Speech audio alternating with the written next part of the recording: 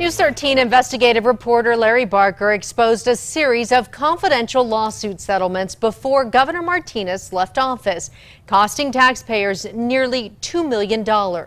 Tonight, we know exactly how much was paid out to several of those state employees. Here's News 13's Chris McKee. Jessica, the state released 3 lawsuit settlement letters today, filling in some of the gaps of these hush-hush cases. The truth should come out eventually.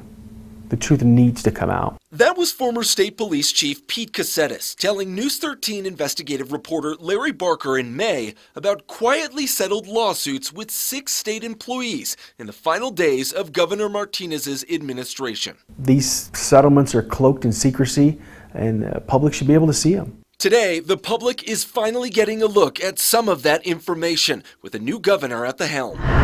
Former DPS Deputy Secretary Amy Orlando. She was paid $300,000 after filing a discrimination claim against the state following her transfer to another agency. The state never investigated the claim.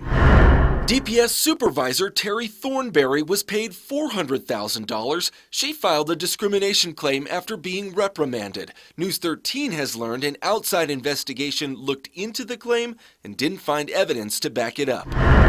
And DPS Administrator Diana Desjarnette was paid $300,000 after making a discrimination claim that News 13 has learned also wasn't investigated. In your opinion, what are these cases about?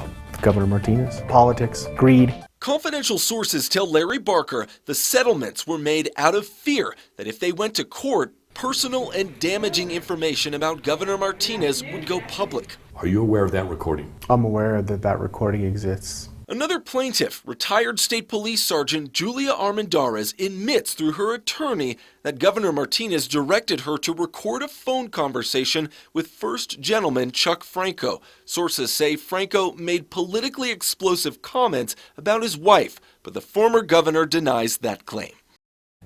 Now, while the state revealed these settlement letters today, it's also important to note that they do not detail any of the allegations that were being made by each claimant.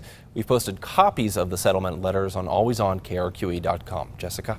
All right, thank you, Chris. There are 3 other sealed settlements tied to the Martinez administration.